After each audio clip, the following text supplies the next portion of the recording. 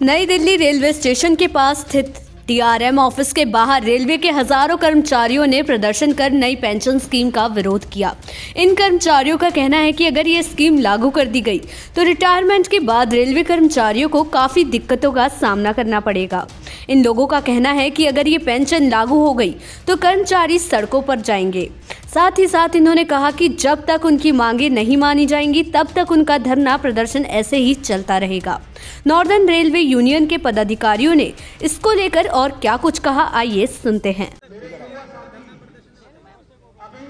BC Sharma, general secretary उत्तरी railway मजदूर union, vice president national federation of Indian railway man. पूरे northern railway में और भारतवर्ष में ये नो पेंशन स्कीम को लेकर और महंगाई भत्ते की 3 रद्द किस्तों को रिलीज करने के लिए 8वां पे कमीशन बिठाने के लिए 8 जनवरी से लेकर 11 जनवरी तक उत्तर रेलवे में 128 ब्रांचों ने और पूरे भारत के अंदर तमाम जोनों के अंदर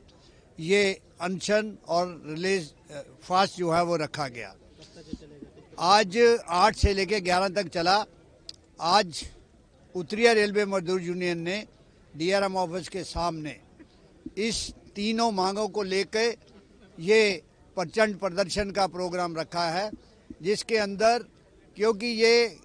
क्यों हम भारत सरकार को बराबर नेगोशिएशन करते आ रहे हैं और एक इन्होंने सोमनाथन कमेटी जो नई पेंशन को रद्द करने के लिए बनाई है उसकी रिपोर्ट अभी तक ये शाया नहीं कर रहे हैं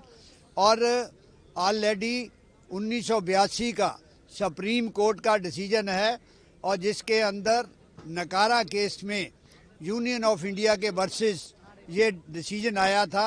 कि पेंशन एक राइट है, पेंशन कोई अवार्ड नहीं है, पेंशन एक एक्स ग्रेशिया नहीं है, पेंशन कोई बॉन्टी नहीं है और ये राइट है हर एम्प्लॉई का जो अपनी युवावस्था में आता है, बुढ़ापे में जो है बुढ़ापे को सम्मानजनक जीने के लिए ये एक रिवार्ड होता है पूरी सर्विस का। इसलिए 1950 में ये पेंशन स्कीम चालू हुई जो केंद्र सरकार ने जो उसको लागू किया, माना, पार्लियामेंट के अंदर हुआ और 1 जनवरी 2004 से पहले जितने कर्मचारी थे तकरीबन 20 लाख कर्मचारी आज तक जो रिटायर हो चुके हैं और उनको पुरानी पेंशन मिल रही है। जो हमारे युवा साथी जनवरी 2004 के बाद आए हैं उनको इन्होंने एक एक्स ग्रेशिया रखा है जो सट्टा बाजार के अंदर 10% उनके वेतन से काट के सट्टा बाजार में लगाएंगे। अगर उसका कोई प्रॉफिट आएगा तो मिलेगा, उस पैसे की कोई गारंटी नहीं है। 60 साल उनका पैसा कटता रहेगा और बाद में जिस तरह पुराने लोगों को 100% प्रोविडेंट फंड मिला था उनके प्रोविडेंट फंड का कोई नाम नहीं है और 10% काट के 40% गवर्नमेंट रख लेगी इस नाम पे और 60% वापस करेगी और कोई फैमिली पेंशन नहीं है, कोई DCRG नहीं है और इसी तरह जो विडो को पेंशन मिलती थी वो भी नहीं मिलेगी, जो उनके अनमैरिड बच्चों को पेंशन मिलती थी वो नहीं मिलेगी और इन बातों को लेके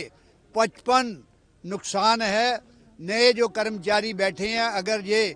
एक होके संघर्ष इन्होंने नहीं किया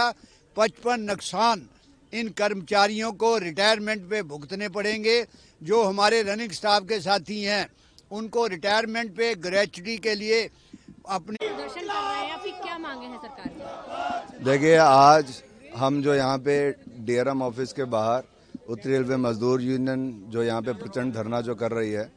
ये हमारी मुख्य मांगे NPS को लेके है और साथ ही साथ आप लोग यहाँ मीडिया के कर्मी आए हैं, आप लोग देख रहे होंगे कितने भारी तादाद में युवा साथी यहाँ पे उपस्थित हैं।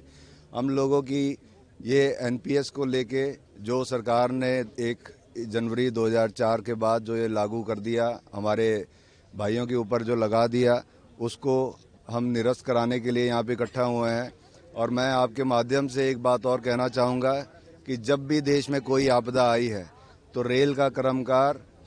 कर्मचारी, उसका परिवार भी उतना ही सहयोग देता है जितना रेल का कर्मचारी देता है। तो आपने भी देखा इस कोविड के दौर में सिर्फ और सिर्फ रेल ही एक चल रही थी पूरे देश में, चाहे वो ऑक्सीजन के लिए ट्रेन चलानी हो या लोगों को एक अपने घर पे पहुंचाने के लिए ट्रेन चलानी हो, इस सब के लिए रेल का कर्मचारी अपनी जान की परवाह न करते हुए वो अपनी पूरी निस्वार्थ भाव से ईमानदारी से अपनी ड्यूटी निभा रहा था।